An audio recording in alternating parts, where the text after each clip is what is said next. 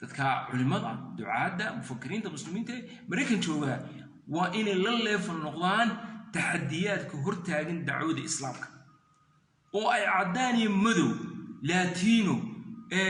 in dadka indigenouska ahaa ee dalka ku noolaa iyagoo ka gudbaya khadadka cunsuriyadda iyo racismka waa in dacwadii islaamka ay dadka u soo bandhigaan oo ay cadaan iyo madow iyo latino iyo cid walba mareykan ay u tusaan al-islaam huwa al-xal mashaakilka aad la tawaawacaysan ee mujtamaciin la halaagsanayo islaamku waxa weeyaan waa xalkiina weeyaan nabi maxamed sallallahu alayhi wasallam rahmad ayuha bil aadamiga dhan wama arsalnaaka illa rahmatan lil alamin diinta islaamku diin carbeed maaha diin soomaaliyeed maaha diin afrikaan maaha diin cadaan maaha waxa weeyaan waa risaalatullahi ila al-bashariyati kaafatan risaalatullah ila al-bashariyati kaafatan humanity oo dhan ayay maalinka maanta u tahay in dacwad iyo risaalad ku wajahan si ay uga nabad galaan ciriiga adduunyada oo ay raaxada adduunyada ay u galaan cadaabka aakhiro ay ka nabad galaan oo jannooyinka ilaahay ay galaan marka waxaan leeyahay walaalaha yani muslimiinta khaasatan dadka leadership-kooga dhalinyarta jaamacadaha dhigata kuwa high schoolada ku jira waa inay mushkiladan imika taagan ay uga faa'iidaystaan sidii ay dadka ugu soo bandhigi lahaayeen risaalada islaamka iyagoo aan in cadaan iyo madow aan kala sooceen iyo latino iyo dadka indigenouska ahaa iyo dadka kale meesha ku nool ay islaamku sidiisa ay halkaas u sheegaan marka waxaan leeyahay qodobka ugu horeeyeen muslimiinta mareykan degan maanta waxaa laga yaabaa inay badankooda xaaladdu ay ka baahday oo ay fahmi laayihiin waxa meesha ka dhacaya ama aqoon darraha ka ahaato ama dee shog ku dhacay ha noqotee taasi waa mid weeyaan oo in qadiyadaha cadaaladda ku dhisan oo tan ninkan George la dilay ay ka mid tahay waa in waadix noqdo weeyaan mowqifkiinu weliba ka leadership ahaan uu waadix noqdo qadiyada labaadna waxa weeyaan waa inaydun bayaan waadixa oo cad ka soo saartaan inaydan qayb ka ahayn dhaca iyo boobka iyo kharbudaada ay dadka qaarkood ay wadaan waxaad ka arkaysaa maanta facebookyada waxaad ka arkaysaa xitaa hablo Soomaaliyeed oo khatarta isgelinayaan oo ay maalinka maanta ay facebookyadoodii ay soo gelinayaan soo garamaysin qadiyadaas qadiyad khatar weeyaan imaka idinka ka Soomaali ahaan dee masaladan marka la eegayo dhibaatooyinka hadhow marka laga xisaabtami doono in Arab iyo Pakistani iyo in dadkan kale iyo Turkey in la mid maaha idinka waxa la idin arkaa as African Americans ma la idin arkaa dan madow ma la idin arkaa kulkaasi mowqifkiinu inuu waadix noqdo oo balance iyo tawaasun aad ka dhaxaysiisaan labada mas'aladood war dulmigan dhacay iyo ninkan xaq darrada lagu dilay in istaanka iyo mowqifka aanu ka qaadanayna muxuu yahay kaasi waa inuu cadaado weeyaan oo aydan magaranaysaa aydan dulmi taageerin laakiin cadaaladda mar walba asbarba taagtaan idinkoo ku eegaya mawaasiintii iyo axkaamtii diinta ilaahay subxaanahu wa tacaala cadaaladda dhabta ah iyo islaamkuna isu diidayaan abadan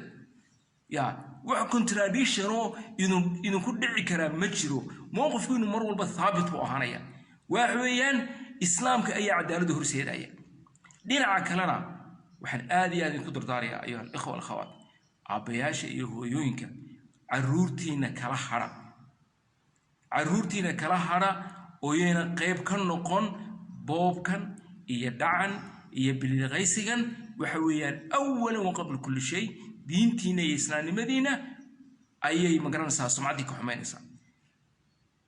as a Somali Americans intiina Soomaali Mareykan waxa weeyaan magacii ayuu idinku xumaynaya sumcaddii ayuu idinku xumaynaya marka laga soo saaro TV-yada inan Soomaalidu xijaaban oo bilqaysanaysa waxaan u qabaa yani Soomaalida badankooda waxa waa ka bari marka Facebook-yada adeegsid xitaa kuwa Soomaalida ka hadlaaya la bilqaysta oo maxay ciidii baa soo socotay dharka dhaca iminkan ka arkay in seedal ay ka dhacaysay in istooladii caanka ahaa meesha ku yaal hablo Soomaalidu ka hadlaaya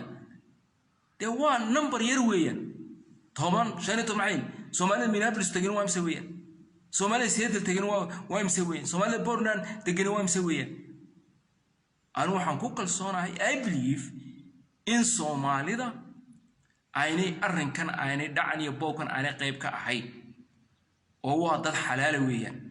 dad ahlu diin weeyaan aan u bareerin in maalka maanta ay dukaana intay galaan ay dhacaan u bareeri maayaan waan hubaataa waan ku noolaa Mareykan waana naqaanad walaalaha muslimiinta rag iyo dumarba laakiin intan yar ee magacii idinka xumeynaysa ee idin bahdilaysa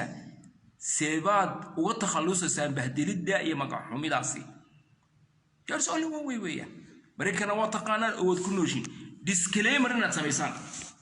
إن تكبري يشان وحنا سي آدي وجود فينا leadership كمساجدة Islamic Center ريسكا Somali organization ريسكا دمانتين أرداد جامعها وإن تبيان أدودنتين أتصو صارتان وصاني نكوئري موقف كي الناسي سعد جسان إن العدالة دنت هاجر سنتهي دينا عكلنا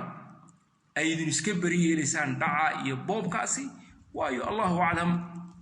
وحني ميلي قاري دونان يميلي كل من دونان إلهي بأوك خير بانو يدير جينيا حالي ترايا ولال إلا صوحالي مراكن إلا صوحالي مينابوليس waxaan ku lahaa sheekhdee intii Ramadaantii aad baan idinku duceynay Ilaahay cudurkan in coronavirus-ka in ka badbaadiyo deetana way timideen intan dibteedu aanay idin soo gaarin ayaan Ilaahay subhanahu wa ta'ala in ka baryeena afwan khwani intaasi ayaan kelmadayda ku soo koobaya laakiin waan ku celcelinayaa leadershipka muslimiinta